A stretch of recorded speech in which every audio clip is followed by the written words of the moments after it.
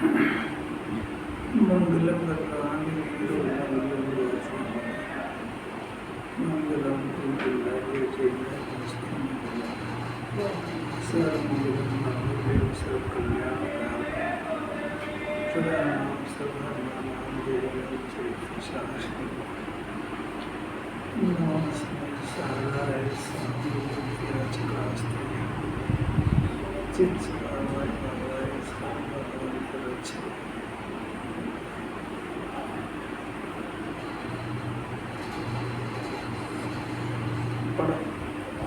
शरीर और आत्मा का भेद विज्ञान न होने से जो यश, धन संपत्ति, आदर सत्कार आदि की इच्छा से मानवी कषाय के वशीभूत होकर शरीर को छीन करने वाली अनेक प्रकार की क्रियाएं करता है, उसे दैहिक मिथ्याचारित्व कहते हैं।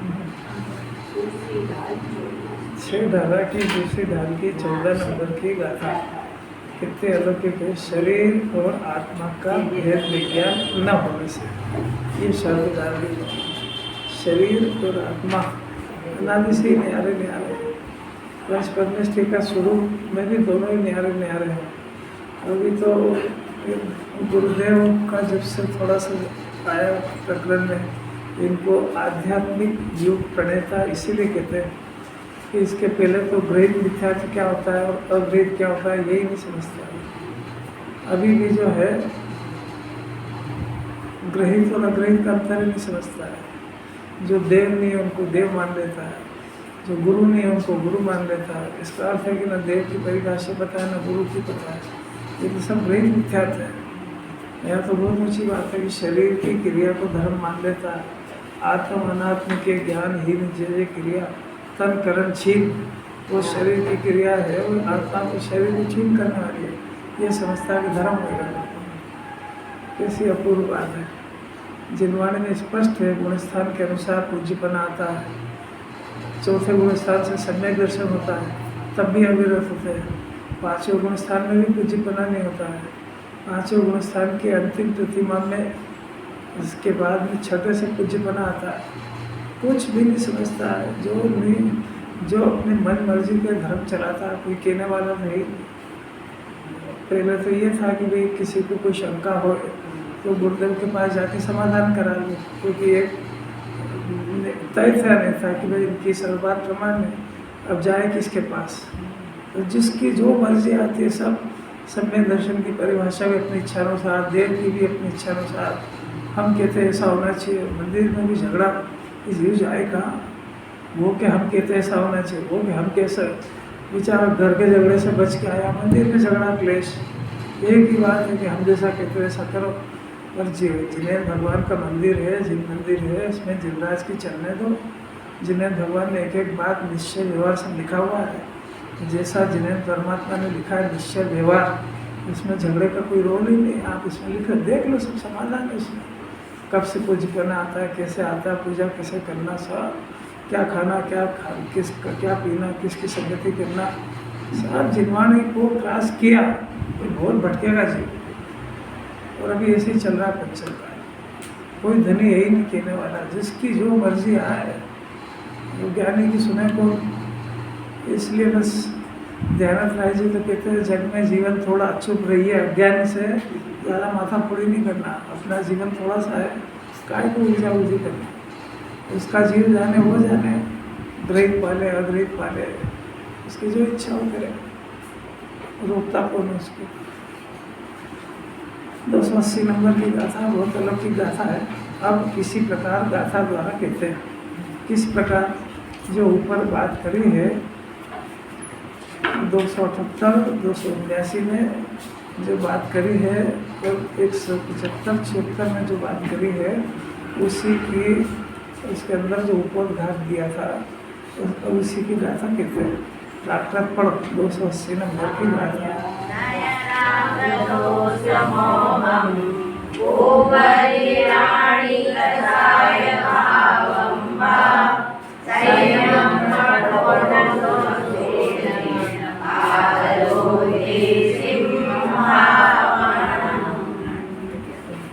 पढ़ लिया।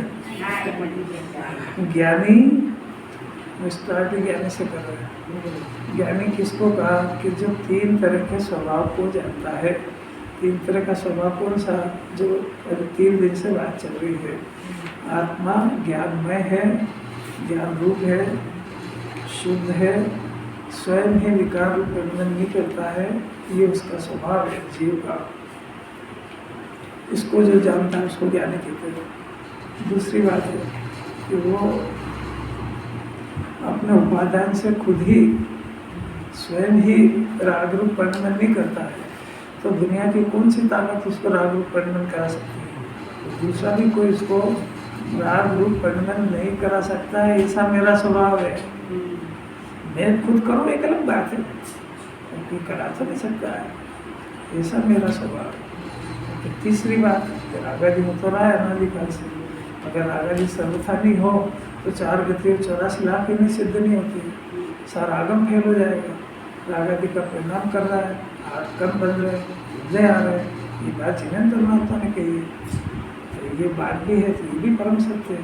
तो रागादि का परिणाम होता रहे, तो ये मेरे खुद के अपने अशुद्ध उपादान से मैं अपने स्वभाव को छोड़ के करता हूँ, ऐसे ही मेरा स्वभाव है। रागादि कोई दूसरा नहीं कराता है, ऐसे ही मेरा स्वभाव। इसको जो जानता है उसको ज्ञानी कहते हैं, इसके विपरीत अज्ञानी है। राग द्वेष कौन कराता है, दूसरा कराता है, तो अज्ञानी का चिन्ह है। दूसरा कराता है तो मुक्त भी दूसरा कराएगा। दुखी कौन कराता है कि सब परिवार वाले उल्टा चलते हैं, शरीर में असाता का उदय बहुत है इसलिए चलता है, इसलिए दुखी हूँ। तो ये शरीर से तो वेद करने से सुखी होता है, शरीर को अपनी इच्छा अनुसार परिणमन कराने से थोड़ी सुखी होता है। तो तेरी श्रद्धा विपरीत है, कुछ अपना अंदर का परिणमन देखना चाहिए। इसमें क्या लिखा है, इसमें तो सिर्फ बताया कि जीव ऐसा ऐसा करता है, इस यहाँ थोड़ी लिखा है समय सार। गुरुदेव क्या पढ़ते थे, शुद्ध स्वभाव भजन, शुद्धोपयोग मेरा स्वभाव है और उसको करने से कोई रोकता नहीं है। बस वो तो बस जैसे तैसे कटिंग होए बाहर से, किसका लेना देना। तो अपने आत्मा में शुद्धोपयोग का प्रयत्न करते हैं, तो कर ही लिया कि नहीं। अपन ईमानदारी से देखो, अपन शुद्धोपयोग का प्रयत्न क्या करते हैं। शुद्ध आत्मा की याद ही कितनी बार आती है। शुद्धोपयोग तो जब हो, जब शुद्धोपयोग का विषय शुद्ध आत्मा, इसको जान से प्यारा लगे, इसको संयोग से प्यारा लगे। अभी तो उसकी बात ही आत्मा फात्मा की बात करता है। अरे क्या है, फालतू लोगों की बात है आत्मा फात्मा, और इतनी अभिनय करता, उसको क्या आत्मा का अनुभव होगा। पांडित जी भी समझ रहे। ज्ञानी राग द्वेष और मोह 3 चीज बीच में, अथवा कषाय भाव। अगर तीनों को मिला के मोह कहो तो कषाय के 40 मोह में डाल दो। इनके 2 भेद करना हो तो दर्शन मोह को मिथ्यात्व कह दो, राग द्वेष को 40 में डाल दो। मूल बात 2 है, दर्शन मोह 40। अपना मानना ये मिथ्या दर्शन है, तो कषाय जो है ये 40 मोह का परिणाम। दोनों परिणाम अपने आप, शब्द देखो जरा, अपने आप और अपने नहीं करता है। क्या लोग की बात है, मिथ्यात्व का परिणाम और आदेश का परिणाम अपने आप अपने में नहीं करता है, उसको ज्ञानी कहते हैं। होता जरूर है लेकिन करता नहीं है। अब तो ये प्रश्न हो जाएगा कि ये होता कौन, इसका फिर करता कौन है, ये प्रश्न खड़ा हो जाएगा। पर अभी ज्ञानी की परिभाषा तो समझो, इसको एक ही भ्रम निकल जाएगा कि सर वो ज्ञानी होता है तो उसको राग द्वेष मोह नहीं होते क्या, तो होते तो है, नहीं हो तो भगवान बन जाए, और होते हैं उसको भिन्न नहीं जाने, उसका कर्ता नहीं ढूंढे, तो यही तो गलती हो रही है। राग द्वेष मोह का परिणाम उत्पन्न होता है और इसको उसका कर्ता नहीं मालूम, इसलिए उसका कर्ता ही बन जाता है, क्योंकि इसने पता नहीं करा। जिनवाणी जो बार बार कह रही है ना, 75 गाथा में बोल क्या है, जो कर्म का और नो कर्म का परिणाम जो करे नहीं मात्र जाने, इसको ज्ञानी कहते हैं। जिनवाणी में तो धड़ाका है बिल्कुल, 75 गाथा याद है नहीं है, कम्मस्य परिणाम कम्मस्य परिणाम न करे ज्ञानी। और आप तो प्राकृत या हिंदी में याद नहीं रह रही यार, आप इतना कठिन बना के भाग जाएंगे सब। जो अपनी मातृभाषा उसमें याद कर लो, वही बात है। प्राकृत में लिखा है तो उसकी भी तो value है। आपने तो इसके वैल्यू कम कर दी क्या इसमें? नहीं, हिंदी में समझ में अरे आएगा। हिंदी में तो बोलना सीख जाओ। थोड़ी तो फिर आचार्य भगवान भी पढ़ते तो आप याद कर लो पूरा समय 415। यहाँ तो हम उन जीवों की बात कर रहे हैं जिसको हिंदी समझ में नहीं आ रही। हम ये नहीं कह रहे कि उसका अभिनय हो गया। अरे इसको इतनी कठिन पड़ रही है, इसको केजी का बच्चा है, आप उसको कॉलेज की बात कर रहे हो। बात तो बहुत अच्छी है, कुंदाचार्य की प्राकृत गाथा याद करनी चाहिए, पर आप हिंदी में कर लो वही धन्य है। अभी तो पंचम काल है, हिंदी में पढ़ ले वही बहुत है। कितने जनों ने पढ़ी 415 गाथा? इसको पढ़ना ही नहीं कहते, इसको पढ़ना कहते हैं, उसका थोड़ा थोड़ा भाव ख्याल में है। बहुत अच्छी बात है सर, वो प्राकृत में करें तो बहुत अच्छी बात है। कौन कह रहा है ये संस्कृत भी याद करो ना, चंद्राचार्य ने लिखी है। काय को हिंदी पढ़ते, उनको पढ़ते ही कौन है? वो तो गुरुदेव थे, वो संस्कृत भी एक एक अर्थ निकालते थे। अरे बहुत अच्छी बात है, जरा अपनी भूमिका देखो कि अपनी भूमिका ये है कि उसको हिंदी पढ़ते ही नहीं है, याद करना तो बहुत दूर की बात है। बहुत बढ़िया बात है, इसमें कोई वो दोष थोड़ी है। और उसका कोई अभिनय कर ऐसा भी नहीं कह रहा है, ऐसा थोड़ी कह रहा है। उल्टा क्यों चलना है? शास्त्रीय उन लोगों को तो प्राकृत के सब पूरी याद। हाँ, तो वो ये तो पढ़ाते ही थे। ये तो फिर क्यों पढ़ाते? उसकी वैल्यू होती है ना। तो वैल्यू करो ना, तो कौन मना कर रहा है? दूसरे के ऊपर क्यों थोपते हो कि आप प्राकृत याद करो? इसको जैसा हो जाए। हाँ, दूसरे दूसरे की बात थोड़ी है कि इसमें भाव भाषण होना चाहिए। अरे हिंदी में ही नहीं भाव भाषण हो रहा है उसको, तो मैंने उसको बात तो सब अच्छी है कि एमए और बीए सब करे, पर उसका दिमाग तो देखो, उसको चौथी छठी में पसीना आ रहा है उसको। उसके हिसाब से बात है। अच्छे मैग्नेट जो है विद्वान सब प्राकृत याद करते, ऋषि बोलते हैं बराबर कि अपना तो दिमाग ही घूम जाए। अब इसमें तो बिल्कुल दो टप्पी बात है, जो कर्म का नो कर्म का परिणाम नहीं करे मात्र जाने, कितना सरल हो गया। नहीं करे मात्र जाने, वो आत्मज्ञानी है, गजब हो गया। तो कर्म नो कर्म का परिणाम हो रहा है और बस करता नहीं है, तो बस इतना जान गया कि मेरा काम मेरा स्वभाव, ज्ञान स्वभाव है, जानना मेरा स्वभाव है। और कर्म नो कर्म का जो परिणाम उत्पन्न हो रहा है 8 कर्म का, इसको मैं अगर इसको भिन्न जान लूँ तो इन्होंने मेरे को ज्ञानी और मोक्ष मार्ग कह रही है। इस दो टप्पी बात समझ जाएगा। मेरे अशुद्ध क्षणिक परिणाम से पर्याय की योग्यता से हो रहा है, बस इतना जानता है ज्ञानी। अभी सब बात बताते हैं। अभी तो मेरे क्षणिक अशुद्ध परिणाम को लिया तो फिर उसमें कर्ता घुस गया उसमें।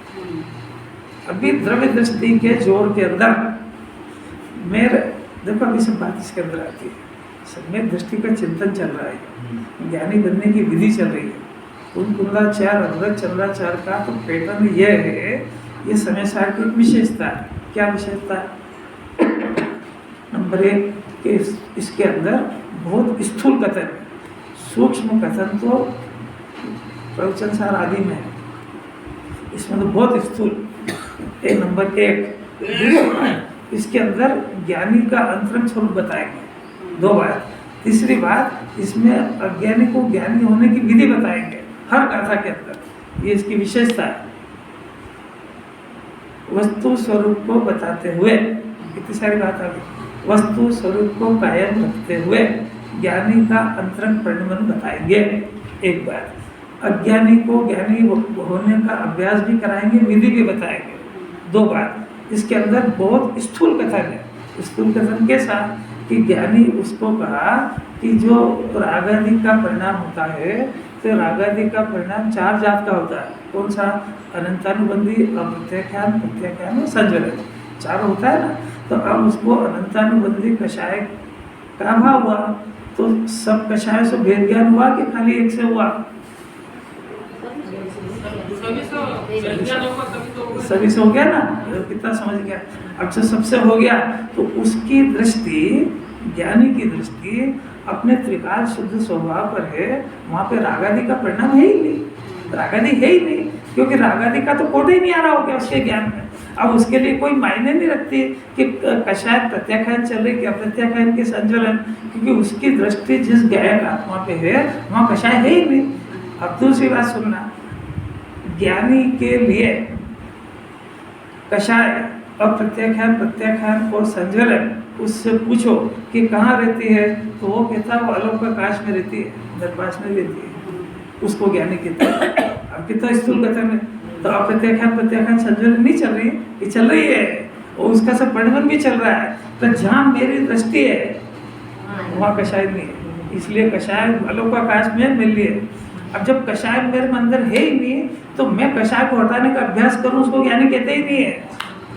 इतना स्थूल कथन है, क्या अलौकिक बात है। मेरी दृष्टि तो यहाँ है। अब एक बात दूसरी बहुत गजब की बात यह है कि जो त्रिकाल जहाँ उसकी दृष्टि है वहाँ तो रागादि किसे कोई है ही नहीं, परंतु जिस दृष्टि ने उसको स्वीकार करा वो दृष्टि, वो पर्याय है, वो दृष्टि का नाम, उस पर्याय में भी रागादि का परिणाम नहीं है, वो दृष्टि वितराग दृष्टि है। किसी अपूर्व बात, जरा चिंतन करो, थोड़ा सा तो समझ में आया कि क्या कह रहे हैं। अब देखो इस यहाँ क्या कहा कि राग द्वेष मोह अपने आप अपने में नहीं करता, अब हो रहे इसी के अंदर। अब देखो शब्द क्या डाली, अपने आप अपने में नहीं करता है, इसलिए उन भावों का कार्य करता ही नहीं है। गजब हो गया। अब देखो अपने में क्यों डाला है? अपने में मैंने अपने आत्मा में है, पर्याय में होता है। अपने में या पर्याय में नहीं करता इसलिए अपने में डाला है, पर में नहीं करता इसलिए डाला। अब सब बता दो, अपने में यानी अपने द्रव्य में, और द्रव्य के बाद अपने द्रव्य में तो है ही नहीं। अब जो कषाय का परिणाम है, मैंने आत्मा शुद्ध बता दिया ना। अब देखो इसमें भावार्थ में वही बताते हैं आपको। देखो ये देखो टीका में भी है, वस्तु स्वभाव को जानता हुआ ज्ञानी अपने शुद्ध स्वभाव से च्युत नहीं होता है ना। तो इसलिए वह राग द्वेष भाव रूप परिणमता ही नहीं है। एक बात जो अपना 3 पॉइंट में से पहला पॉइंट कि आत्मा स्वभाव शुद्ध है और स्वयं ही अशुद्ध रूप परिणमन नहीं करता है, ये पहला पॉइंट आया समझ में। दूसरा पॉइंट, दूसरे के द्वारा भी परिणित नहीं किया जाता है। गजब की बात है। और समझना, देखो भावार्थ में देखो, आत्मा जब ज्ञानी हुआ अज्ञानी तो नहीं कर पाएगा। उसने ऐसा वस्तु सवाल जाना कि आत्मा स्वयं तो शुद्ध है, नंबर 1 बात। द्रव्य दृष्टि से अपरिणत स्वरूप है, 2 बात। पर्याय दृष्टि से परद्रव्य के निमित्त से रागादि रूप परिणमित होता है, इसलिए अब ज्ञानी स्वयं उन भावों का कर्ता नहीं होता है, जो उदय आते हैं उनका ज्ञाता रहता है। इतना सरल हो गया। तो पहले उसके घर को क्लैरिटी कर लेने दो, सब बात उसको समझ में आएगी। 3 पॉइंट अपने इसीलिए चल रहे हैं क्योंकि कैसी गाथा था ये चलेंगे तीनों पॉइंट, ज्ञानी और अज्ञानी, ज्ञानी और अज्ञानी। ज्ञानी का क्यों नहीं होता और अज्ञानी क्यों हो जाता है, तो अपना जितनी बुद्धि है वो इसमें लगाओ कि अपन बहुत जल्दी अपने ज्ञान स्वभाव को परिणमित करें। फिर से प्रवचन सार में रागादि का कर्ता कौन है, इसका जवाब आचार्य ने दिया, यह परिणति सकर्ता, जो परिणमन करता है वही उसका कर्ता खोज रहे हैं। रागादि का परिणाम हो रहा है ना, तो अब वह रागादि का परिणाम को निश्चय से जीव करता है। ये कहा क्यों? क्योंकि रागादि कोई दूसरा परिणमन नहीं करा रहा है, ये खुद कर रहा है। तो वहाँ पर अब प्रत्याख्यान और संजलन की बात है कि वहाँ पे जितना जो जीव के अंदर जितना राग बचा है वो खुद ही परिणमन करता है, इसलिए राग का कर्ता खुद ही है, क्योंकि वहाँ सूक्ष्म बात है। कहाँ पे प्रवचन सार में। और यहाँ क्या कहना है, कितनी गाथा चली कि वो सम्यक दृष्टि है, व्याप करता है, शादी करता है, सब करता है, पर न तो राग करता है न उसको उसका बंधन होता है।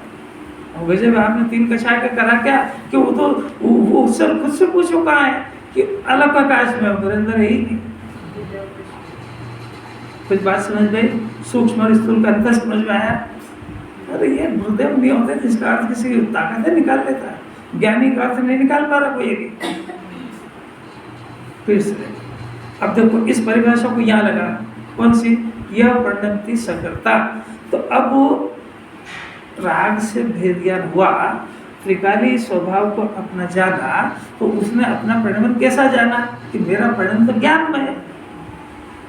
अरे जब समझ में आ रही कि नहीं, इसलिए तो धीरे धीरे बोल रहे हैं कि उसने अपने स्वभाव को कैसा जाना, अपने को रागी जाना कि ज्ञान में जाना। ज्ञान में। तो उसका परिणमन ज्ञान में है कि राग में है? तो ज्ञान में होने से उसका परिणमन ज्ञान में है कि राग में है? ज्ञान में। तो अब यह वर्णन तीसरा करता लगा इसके ऊपर कि लगेगा ही नहीं, क्योंकि उसका वर्णन तो ज्ञान में है कि बाकी कषाय वो समयसार का विषय ही नहीं, बाकी कषाय उसको तो इतनी गौर कर दी हमने। बात समझ में आ रही है? जिस ग्रंथ का जो एंगल हो उससे ही समझना। यहाँ आके वो सूक्ष्म प्रवचन सारों परिणामी योग लगाएगा तो ये भी समझ में नहीं आएगी, फिर तो शास्त्र ज्ञान बढ़ाने में आ जाएगा। कौन से गुण स्थान तक कौन सी कषाय रहती है, कितने प्रकृति नाश होती है, वो सब पढ़ाई अलग है। फिर वो सारा समझ में आ रही। अब ये आचार्य की ये पद्धति की बहुत जल्दी ज्ञानी बन जाए बस। अरे यहाँ तो वो राग की समझ में नहीं, यहाँ तो कह रहे हैं शरीर का परिणमन इसमें भी हो रहा है ना, ठंडा गर्म, लाल पीला काला, बीमार स्वभाव, जो भी कुछ हो रहा है, बूढ़ा वगैरह सब, ये परिणमन शरीर का है, जीव का है ही नहीं। जब इसको राग का परिणमन भारी पड़ रहा है तो शरीर के परिणमन से वेद ज्ञान में कितनी ताकत है। अभी अंतरंग का विचार करो जरा, तो भूख लगना, बीमार होना, मोटा पतला दुबला काला, ये शरीर का परिणमन है, जड़ का परिणमन है कि जीव का? अच्छा, आपको कैसा लगता है? जीव का ये समझ में आ गया ना कि मिथ्या दर्शन चल रहा है। जीव को मानोगा तो मिथ्या दर्शन दिए, और का मानोगा तो मिथ्या दर्शन दिए। क्या अलौकिक बात है, समझने का प्रयत्न करो। शरीर यही है और उसमें ये लाल काला पीला मोटा दुबला सब चल रहा है, भूख लग रही, बीमार हो रहा है, सब चल रहा है। ये परिणमन शरीर का है, जीव का नहीं है। जीव का ज्ञान रूप परिणमन है। अभी तो अज्ञानी को तो राग रूप परिणमन से भेद ज्ञान कराना है, तो ये तो शरीर रूप परिणमन से ही पसीना आ रहा है इसको। परिणमन का अर्थ समझे, जिस समय में बूढ़ा जवान काला पीला स्त्री पुरुष जो भी होता है वो परिणाम होता है ना, तो वो परिणमन उद्गल का और शरीर का है, तो और जीव का नहीं है। और वो जीव का परिणमन तो इसमें भी ज्ञान रूपी परिणमन है। वो शरीर की परिणमती हुई दशा को जानता है, करता नहीं है। और वो करता हूँ ऐसा मान के तो चक्कर फंस गया हो, क्योंकि उस जैसे उसने माना कि इसका ये मेरे में हो रहा है, मैं इसका करता हूँ, तो फिर इच्छा अनुसार परिणमन कराने में झगड़ा खड़ा हो गया। अब पूरी जिंदगी उससे निपट नहीं पाएगा। क्यों? किसी ने भगवान से पूछो, उन्होंने पहले ही कह दिया था ये तो शरीर का और उद्गल का परिणमन है, और इसका परिणमन इसके आदेश के अनुसार होएगा, तेरे आदेश से नहीं होएगा। ये द्रव्यलिंगी हो गए ना, वहां तक नहीं पकड़ पा रहे हैं इसको, जिन्होंने वो अभ्यास करा रही है। और ज्ञानी होने पर राग रूप ही नहीं जानते अपने को, राग के परिणमन को अपना स्वीकार नहीं करते। शरीर की बात ही कौन करे, देखो नाम ही नहीं लिया।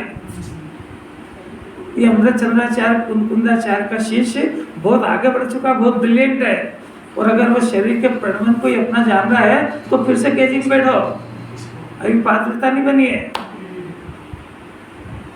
मेरा परिणमन तो हर समय ज्ञान रूप ही चल रहा है, ज्ञान रूप ही चल रहा है। और ज्ञान रूप परिणमन में राग का परिणमन भी चालू है, कोई नहीं है ऐसा नहीं कह रहे, पर वो राग का परिणमन है। और शरीर का परिणमन भी चालू है, नहीं ऐसा नहीं कह रहे, पर अभी दोनों तीन परिणमन चल रहे हैं ना, ज्ञान रूप परिणमन भी चल रहा है, यानी जानने रूप। अगर ये जानने रूप परिणमन नहीं होता तो मेरे परिणाम खराब हो रहे हैं, दुख हो रहा है, ये कौन जानता।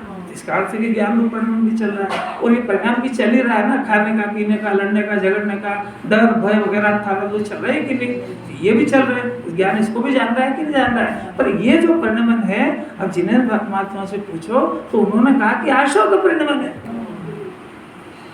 7 तत्व के अंदर उसको आश्रम में डाला ना भी। अभी सुन तो लो, फिर देखने का अभ्यास बाद में करना। सुना ही कहाँ अभी मैंने वो केजी में बैठे बगैर एमए का अभ्यास करना चाहता। पहले सविकल्प दशा के अंदर इस परिणाम को होते हुए को स्वीकार करो, फिर उसका निषेध करो कि परिणाम मेरा नहीं है। अभी होता हुआ विकास स्वीकार है। अब फिर तीसरा परिणाम शरीर का भी हो रहा है, इसमें सभी कुछ होएगा, बूढ़ा काला गोरा पीला, दांत दुखेगा, पाँव दुखेगा, सब कुछ ये होएगा ना, बीमार सीमार सब कुछ होएगा कि नहीं। तो ये परिणमन चल रहा है, तो परिणमन चल रहा है, बदल रही दशा, तो ये परिणमन पुद्गल का है, मेरा नहीं है। तो पहले चल भी रहा है कि नहीं, कहाँ चल तो रहा है, आपके जानने में आ रहा है कि नहीं, हाँ जानने में आ रहा है। तो जानने में ऐसा आ रहा है कि मेरा हो रहा है कि पुद्गल का हो रहा है, कैसा हो रहा है, मेरा हो रहा है, ऐसा हो रहा है ना। तो जिन्हें भगवान ने कह रहे हैं इसे भेद ज्ञान करो, ये शरीर का परिणमन पुद्गल का है, ऐसा जानो। और उसको जानने रूप परिणाम जो है वो मेरा है ऐसा जानो। अब देखो यह परिणमति स करता, तो जानने रूप परिणाम मेरा हो रहा है, मैं उसका करता हूँ। ये शरीर रूप यह परिणमति स करता, ये लगती ही नहीं परिभाषा इसके। कोई बात समझ में आ रही क्या? तो करता शरीर है, बुद्धल रहे। ये राकेश जी इतना विचार करे। और वेदन तो आत्मा में हो रहा है होता क्या है नहीं, शरीर में क्या होता है, पर बहुत वेदन बढ़िया, होता है। इसीलिए कंफ्यूजन हो रहा है। बहुत बढ़िया, बहुत बढ़िया।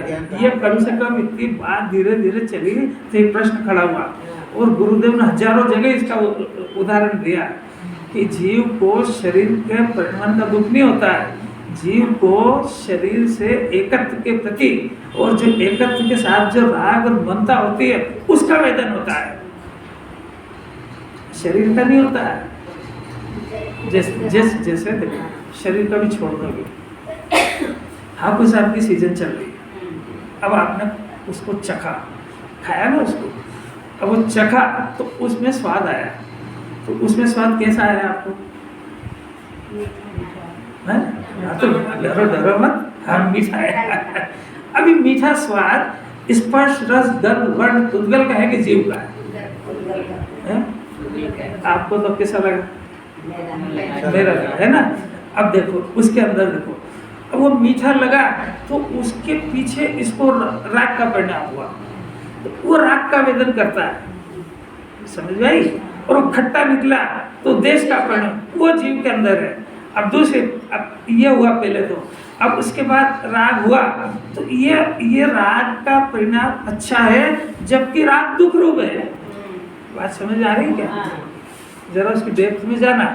राग उत्पन्न हुआ ना तो खाने का राग ये स्वयं ही दुख रूप है, इसको खाने उसमें मजा आया तो कैसा लग रहा है? सुख रूप लग रहा है।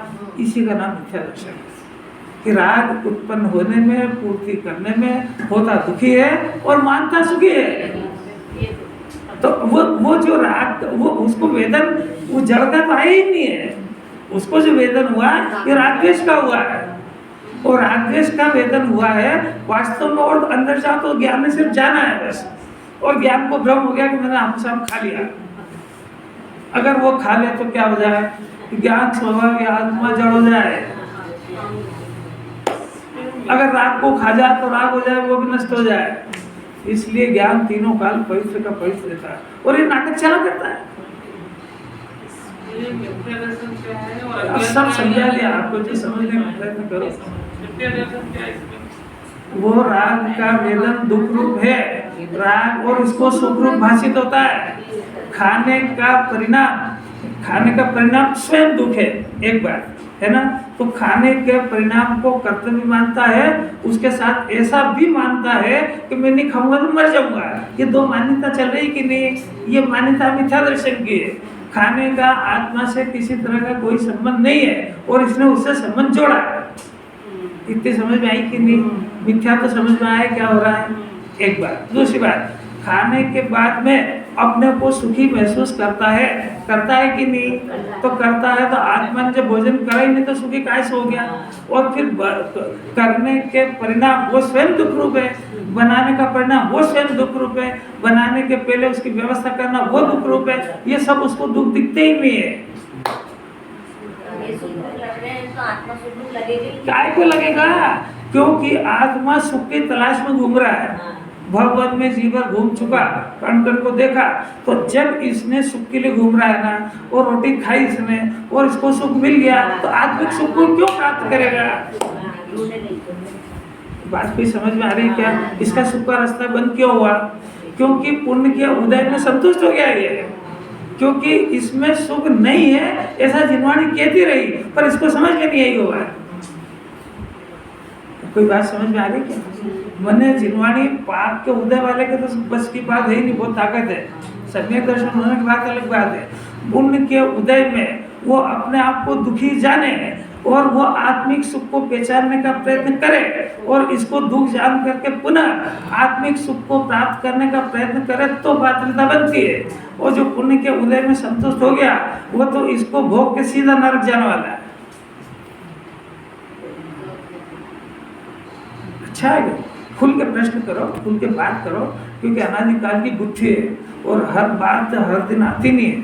वो अपने अंदर क्या शल्य पड़ा है किसको मालूम। और आचार्य इतनी केजी जैसी पढ़ाई करा रहे हैं इसके अंदर, छोड़ा ही नहीं उन्होंने शुरू से जीव अधिकार के अंदर। अभी यहाँ भी कह दिया, सब जगह कहते आ रहे कि कर्ता कर्म की घटना स्व स्वामित्व संबंध हुए बगैर नहीं होती है। तो कर्ता कर्म की घटना को तोड़ने के लिए स्वामीपना टूटता है। बात समझ में आई क्या? फिर से दूसरे सुनो। जब वो केला अधिकार के अंदर आचार्य में चले धुन सीधी, 19 गाथा में शिष्य ने प्रश्न किया क्या आप अज्ञानी का चिन्ह बताओ। तो उन्होंने कही भाव कर्म द्रव्य कर्म नौ कर्म का जो स्वामी बनता है वो अज्ञानी है। तो स्व स्वामी बना तोड़ा ना उसके अंदर कि ये तीनों के तीनों पुद्गल है और जीव अलग है। स्व स्वामी संबंध तोड़ो पहले, तब फिर दूसरी बात करेंगे। तो आचार्य 68-69 गाथा के आसपास आए तो उन्होंने कहा भाई जो जीव अपने को राग में जानता है और राग का कर्ता बनता है वो अज्ञानी है। वहाँ परिभाषा फिर बदल दी उन्होंने। क्यों? क्योंकि वो राग के साथ तन्मय मानता है। तो अब दूसरा भी ज्ञान चलेगा कि उसमें वहाँ स्व स्वामी संबंध तोड़ के कर्ता बुद्धि तोड़वाई है और यहाँ रागादि रूप प्रणवन करके तोड़वाई है। क्यों? क्योंकि हमने बोला है कि कर्ता कर्म की गणना नंबर 1 द्रव्य में लागू होती है, नंबर 2 तादात्म्य संबंध होना जरूरी है। तो ये जीव मैं रागी हूँ, राग करना मेरा कार्य है। बात समझ में आई क्या? तो राग को करता, राग का मैं करता हूँ ऐसा अपना कर्म राग को बनाया। तो जब राग को कर्म बनाया तो वो आत्मा ज्ञान में है ऐसा नहीं जानने के कारण आत्मा का जानना कर्म था, तो इसने अपने कर्म राग को बनाया। तो फिर कर्ता बुद्धि रह गई, तो उसको प्रीमा तोड़िए। अब यहाँ फिर से तो वही बात लेके उठा के आए, काम बंद अधिकार के अंदर लेके आए 280 गाथा तक। उसको ये बात समझ में नहीं आई। फिर आचार्य ने कहा, देखो क्या कहा कि वो उन धाराओं का कारक और करता है ही नहीं। कितनी गंभीरता है। क्या कर रहा है? अरे तो बार बार धन्य कहना चाहिए कि ये बात है सत्य है, एक सुलभ है। और ये सुलभ कब है? जब इसको ऐसे गुरु का योग मिले और ये समझे। अब वो भाग्य से अपने को गुरुदेव मिल गए, बाकी किसी के भाग में नहीं है, कोई इसका अर्थ निकाल ले। और जब गुरुदेव के हिंदुस्तान के सारे पंडित आए थे ना, तो उन्होंने खुद ने स्वीकार करा कि हम आज तक नियमिताधीन पढ़ाई करते रहे, आज हमको उपादान से इसका अर्थ समझ में आया। पंडितों ने घुटने टेक दिए कि क्या ये जो बातें सुन रहा है इसको महिमा नहीं है, इसको कुछ इसको ऐसा लगता है बस ठीक है हम तो पढ़ने में ये कर लो। ये जिनवाणी क्या अभ्यास करा रही, पकड़ ही नहीं पा रहा है ये,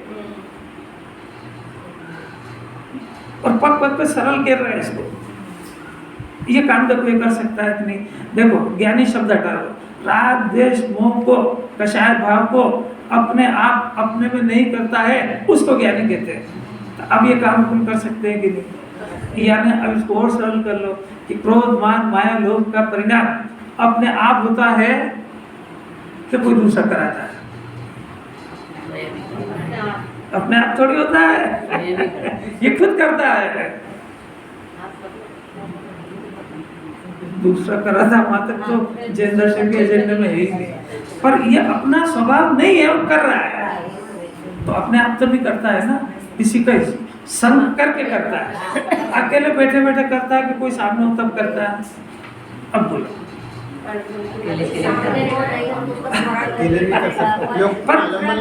आलम्बन तो लिया ना उसने, तो इसका अर्थ अपने आप नहीं हुआ, इसका अर्थ अपने आप नहीं हुआ, किसी ने किसी का अवलंबन लिया।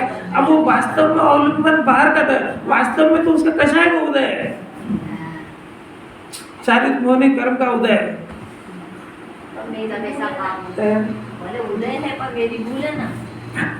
वही बात किया संग किया। पर देखो जब जो बात समझा रहे वैसे समझना चाहिए। अभी उसको याद करेंगे तो भूल जाएगी ही नहीं। वो कब करेंगे जब ये स्वभाव के चिंतन से हट जाएगा, वो स्वच्छंद होने लगेगा, तब जानना कि ये काम मैंने अपने उससे करा है, स्वयं ने। अभी एक बात त्रिकाल उपादान को याद करा है, तो जब त्रिकाल को याद करते हैं तो क्षणिक को याद करता है, और जब क्षणिक को कराते हैं तो त्रिकाल को। तो ये समझने के लिए जब माइंड को सेट तो करो। अभी जिनवाणी वो ठिकाना बता रही है जहाँ पे राग है ही नहीं, और ना उसका राग रूप परिणमन है, क्योंकि आत्मा अपरिणामी है। आत्मा तीनों का शुद्ध है, वो स्वयं अशुद्ध नहीं होता है, और शुद्धि के लिए परिणमन होना जरूरी है, तो परिणमन उसमें है ही नहीं, बस खत्म बात। पर्याय में तो है ना। अब तो पर्याय की बात अब करेंगे कि भाई पर्याय में अगर ये राग आदि का परिणाम नहीं हो तो आनंद सिद्ध होना चाहिए, ये तो याद दिलाएंगे, इसको स्वच्छंद थोड़े हम देंगे। ये जो उसका पर्याय में जो अपने अपराध से परिणमन हो रहा है, ये उसको उसका अज्ञान का और मूर्खता का बोध कराया है। परिणमन से इनकार कर दो तो वस्तु ही नहीं रहेगी कुछ। पर एक बार में एक ही बात आएगी ना, इस जीव ने परिणमन को तो स्वीकार किया अनादि से, नहीं स्वीकार किया ऐसा थोड़े, खुद ही कह रहा है ना, मेरा परिणाम गंदा हो रहा है, मेरा क्रोध हो रहा है, मेरे मायाचार हुए, आप सब कितना भी धर्मात्मा करो, मैं जानता हूँ मेरे परिणाम कैसे हो रहे हैं, तो जान रहा है ना, तो परिणमन को कषाय को मंजूर तो कर लिया। अब और क्या चाहते हो इससे बेचारे से? अब तो जिनवाणी ये कह रहे कि जो कर लिया वो तो रख एक तरफ, जो नहीं करा वो काम करा रहे हैं। तो क्या नहीं करा? पांचवी गाथा में प्रतिज्ञा करे, हम तरफ शुद्धात्मा दिखाएंगे। तो इसी को क्या देखता है? इसको देखने वाले ज्ञान को क्यों नहीं देखता है? ये आचार्य का प्रश्न है। तेरे को कषाय का उदय दिखता है, ज्ञान का उदय क्यों नहीं दिखता है? ये आचार्य का प्रश्न है। ये स्व और पर में तेरे को पर दिखता है, स्व क्यों नहीं दिखता है? ये आचार्य का प्रश्न है। यार 3 प्रश्न बोल के बताया कोई? क्यों नहीं दिखता है? हाँ, जो सवाल क्यों नहीं दिखता है? कैसा इतना अलर्ट होगी, सुना उसको। अरे अनंत काल तक नहीं भूलने की बात, उसको यही भूल जाए और फिर शिकायत कर, मेरा परिणमन क्या थे? तो तूने अभ्यास क्या करा? तूने अभ्यास क्या करा जो परिणमन हो? क्या करेगा? अरे तेरे को शरीर का परिणाम दिख रहा है, 24 घंटे मैं बीमार हो गया, मेरे को ये हो गया, मेरे को डॉक्टर ने कह दिया, कोई बात नहीं, ये दिख रहा है, कोई बात नहीं। पर एक बार ज्ञान इसको जानने वाला ज्ञान रूप परिणाम है और ज्ञान जानने रूप परिणाम कर रहा है, एक बार उसको भी याद कर ले। कोई इसमें नहीं हो रहा और नहीं होना चाहिए तो जिनवाणी कह ही नहीं रही है, क्योंकि तेरी भूमिका है। अभी कह देंगे कि तेरे को नहीं हो रहा, तेरे को नहीं होना चाहिए, तो घबरा जाएगा ये। समझ में आई क्या? प्रथमानुयोग सारा इसी के लिए कि इसके ऊपर जो कष्ट आ रहे हैं ना, इससे ज्यादा कष्ट सतियों के ऊपर आए हैं। नहीं आए ऐसा नहीं है, तो ये आए हैं तो उनके जीवन को याद करके ये सीखो कि सम्यक दर्शन होने के बाद भी ऐसे ऐसे उदय आते हैं। तो ये तो मिथ्या दर्शन में ऐसे उदय नहीं आएंगे, ऐसा है नहीं। तो तरह रोना फालतू का ही है। जिसको सच्चे देवसाद गुरु की श्रद्धा थी, जिसको आत्मा की श्रद्धा थी, ये सांजना सती, चेलना सती, इतने दिगंबर मुनिराज, इनके ऊपर ही उपसर्ग आ रहे हैं, जो मोक्ष मार्ग में बहुत आगे बढ़ गए हैं। जो मुनिराज 3 कषाय का अभाव हो गया, उनके ऊपर अग्नि जल सकती है। तो तेरे को कोई बीमारी आ गई हो और जरा सा अड़ोसी पड़ोसी झगड़ा हो गया, साथ 2 में नहीं पड़ रही, तो घर छोड़ के भागता काय को है? ये मिथ्या दर्शन के इसके समय ऐसे नहीं आएंगे तो क्या अरहंत बन जाएगा? जब आएंगे क्या? और आखिर तो अपने किए हुए सजा का फल है, दूसरा कौन जवाबदार है इसमें? अरे क्या ये कितने रुपए में खरीदी जा सकती बात? ये पूरी पढ़ लेगा ना तो भी इसका पल्ले नहीं पड़ेगी, क्योंकि आचार्य को कहना क्या है? आचार्य को कहना है उदय को मत दे, उदय ज्ञानियों के पास भी आता है। पर उदय के काल में ज्ञानी क्या करते हैं ये देख। पार्श्वनाथ के समय जो उसने कमर ने पत्थर बरसाया, तो कमर को मत देख, पार्श्वनाथ क्या करते थे ये देख। तो उसका इतना गंदा परिणाम और इतना उपसर्ग उनके केवल ज्ञान को रोक पाया क्या? तो जब उनके केवल ज्ञान को रोक नहीं पाया है, तो तेरे को आत्मा समझने और सम्यक दर्शन के लिए कौन रोक सकता है? जब जिनवाणी कह रही ना नरक में हो सकता है ये, इसका अर्थ क्या है? कुंडाचार एडमिनिस्ट्रेटिव, सख्त एडमिनिस्ट्रेटिव है वो। इसका किसी भी तरह का कोई बहाना नहीं सुनेंगे, फाइनल नहीं है। हाँ, हो जाए, किसके ऊपर टिके रहे, ये भी तो एक सिद्धांत होना, किसके ऊपर टिके? ये कि गाथा के एक शब्द को, इस गाथा के रहस्य को चूसने की ताकत बड़ा होता है। गन्ना तो है, पर उसमें से रस निकालना आपकी कला होना चाहिए। आपको होना चाहिए कि कितना इसमें से चूसना है, किसको फेंकना है, वो कितने पे निकलेगा। नहीं तो बगैर चबाए फेंक देगा या कचरा खा जाएगा। वो जैसा वो जानवर नीचे गर्दन करके खाता है, जब दबाता है तो रस सारा नीचे और पूछा सब अंदर। अब तू क्या कर रहा है देखना।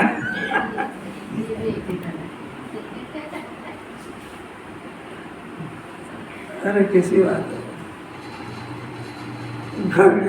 घड़ी तैसी बकती है, उस क्या करो। बात मन छेड़े कोई से भी। अरे आचार्य की वाणी अगर इतनी मीठी नहीं हो तो 33 सागर चर्चा काहे की चलती है। सुना, समझ में आया क्या बोला? अच्छा, अगर इतनी मीठी चर्चा से गुण स्थान पड़ता हो तो 33 सागर में भी चौथा ही रहता है। फिर भी अभी तो समझ में नहीं कि इससे चौथा ही रहेगा। इतना जरूर होगा कि तेरा सम्यक दर्शन के नीचे नहीं गिर पाएगा। इस चर्चा का इतना लाभ है, पर चर्चा से 5वां होगा कि उसकी मेथड दूसरी है। अरे कुछ अलौकिक बातें लगती है कि घिसी पिटी लगती है, चेहरे पे प्रसन्नता क्यों नहीं आती है?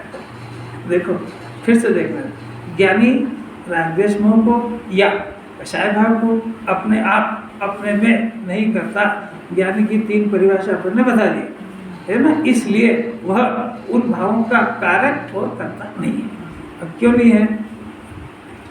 कारक और कर्ता की डेफिनेशन के अंदर जो कारक और कर्ता बनता है उसमें वो किसी का स्वामी बनता है और उसके साथ तादात्म्य संबंध स्थापित करता है, तो कारक और कर्ता बनता है। अब ज्ञानी किसको कहा कि वो जो रागादि का परिणाम है उससे उसको भेद ज्ञान हो गया। तो रागादि का परिणाम से भेद ज्ञान होने के कारण ज्ञान स्वभाव पे अहम आ जाने के कारण उसका स्वामीपना जो अनादिकाल से शरीर और राग के ऊपर था, वो स्वामीपना बदल के अब त्रिकाली आत्मा के ऊपर आ गया है।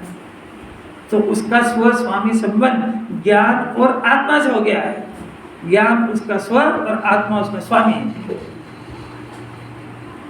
इसलिए जो रागादि का परिणाम रह गया कि नहीं हारे गया, वो उसका स्वामी नहीं बनता है, उसका स्वामी नहीं बनता, इसलिए उसका कर्ता भी नहीं बनता है। अब वो होते हैं तो अब यहाँ से टर्न हो गया पूरा कि ज्ञानी रागादि के परिणाम ज्ञानी को होते हैं, कर्ता नहीं है। आइए अब बात परिभाषा समझ में आई। ज्ञानी के राग द्वेष का परिणाम होता है और अज्ञानी राग द्वेष के परिणाम को करता है। समझ में आई कि नहीं? होता है, इसका अर्थ क्या हुआ कि अपन बीमार होते हैं कि अपन बीमार मेहनत से करते हैं, होते हैं। गजब हो गया ना। तो राग द्वेष की बीमारी है, वो नहीं चाहता तो भी हो जाती है। कर्ता कर्म ये एक ही दोनों में लगता है, तादात्म्य जिसके संबंध है उसमें लगता है। दृष्टि से तो ज्ञानी में नहीं है, हमें तो नहीं। लेकिन अभी आपने बोला कि ज्ञान की दृष्टि से हमारे में, तो हमारे में कहाँ से आ गए जो कर्ता कर्म? ऐसा कौन सा आदमी है जो बुखार सर्दी खांसी कोरोना को करता है और फिर भी होता है कि अरे दृष्टांत से समझने का प्रयत्न कर रहे हैं यार। समझिए, दृष्टांत बताते सिद्धांत लगाते, ये मतलब वही आत्मा है, उसकी पर्याय में राग द्वेष मोह का परिणाम ये बीमारी है, सर्दी खांसी कोरोना जैसी। अब वो इस बीमारी को बिंदु भी जानता है, करना नहीं चाहता, परंतु हो जाती है।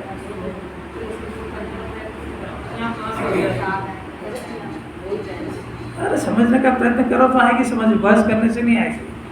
राग द्वेष मोह का परिणाम अनादिकाल से चल रहा है, वो मामूली बात नहीं है। और उसका कर्ता कर्म ढूंढने के लिए वो पूर्व के 8 जो कर्म बंधे हुए दर्शन मोह चारित्र मोह, वहाँ कर्म का उदय है और इसका जोड़ान होकर के उसका कर्ता कर्म का उदय है। ये घटना चल रही है। तो ज्ञानी जैसे ही बन जाएगा, जैसे ही उस परिणाम के मालिक को ढूंढ लेगा, तो ढूंढने पर पता लग जाएगा कि इसका मालिक तो कर्म का उदय है, मैं इसका मालिक नहीं हूँ। अभी तक तो मैं इसका मालिक बन रहा था। तो अब इसको जो राग द्वेष के परिणाम हो रहे हैं, इसको उसके मालिक के हवाले करके मस्त हो जाता है, अपने घर में रहना सीख जाता है। अगर ये राग द्वेष का परिणाम हो ही नहीं तो भगवान बन जाए। तो ज्ञानी होने पर वो कारण भी जानता है कि होते क्यों है कि मैं स्वभाव में नहीं टिक पा रहा हूँ, इसलिए हो रही है। तो इसको दूर करने के लिए इससे झगड़ा नहीं करता है, अपने स्वभाव में टिकने का प्रयत्न करता है और अपनी कमजोरी को जानता है। तो इसको दोष जानता है और अपनी कमजोरी जानता है, और इसलिए दोष जानने के कारण इससे हमेशा बच के रहता है और अपनी कमजोरी से अपने पुरुषार्थ को बढ़ाता है। अब अज्ञानी का तो आप देख लो अपन क्या करते हैं कि राग द्वेष को कर्तव्य जानते हैं कि दोष, बोलो माशा, क्यों? क्योंकि वो उसके दिमाग में ऐसा बैठ गया कि मैं अगर ये परिणाम नहीं करूंगा बहू के लिए तो घर बिगड़ जाएगा, मैं अगर शरीर का ध्यान नहीं रखूंगा तो शरीर बिगड़ जाएगा। कर योगासन, शरीर इससे न बिगड़ता है न सुधरता है। किसी गजब की बात है। अभी कल एक दृष्टांत में पढ़ा हुआ बस के अंदर कि वो हनुमान जी थे ना, तो अंजना के गर्भ में थे और उसने कौन से विटामिन प्रोटीन खाए वो तो जंगल में थी, और कैसा पैदा हुआ पुत्र, वो चरम शरीरी, और वो गिरा तो वो सिल्ला टूट गई। अब कौन से विटामिन प्रोटीन से हुआ? यहाँ मरे जा रहे हैं वो सोनोग्राफी करा कर, ये वो कर ले जितनी करना है, अरे वो कारण ही नहीं है उसका। अरे ये जिनागम को पढ़ना तो सीखो। कुंकुंदाचार्य का नाम तो सुना है ना? आहार संज्ञा कैसे थी? उद्दिष्ट आहार नहीं होता था। 3-3 दिन 8-8 दिन के 15-15 दिन के उपवास हो जाते थे। 8 दिन का विदेश क्षेत्र में ही हो गया था, क्योंकि यहाँ के वो जो मुनिराज बनते हैं यहाँ पे दीक्षा ली, वो दूसरी जगह आहार नहीं लेते। तो 8 दिन का उपवास तो वही था। तो शरीर में उनको ये डायबिटीज और बीपी और ये कुछ नहीं था। ये तुम जितना संभाल के रख रहे हो उतनी ज़्यादा होती है, क्योंकि इसका कारण कर्म का उदय है। ये तेरा ये बुद्धि नहीं है, ये नहीं खाऊंगा, वो नहीं खाऊंगा, कम खाऊंगा, ज़्यादा खाऊंगा, ये विटामिन टेस्ट करूंगा, प्रोटीन, यही करता रहे। ज्ञान का प्रोटीन तेरे पास है, उसका भोग करने नहीं आता तेरे को। किसी बात है हो गया, सुस्त हो गया, दिख गया, मेरे को सब दिख गया। अब टीका लेंगे, कर लेंगे टीका।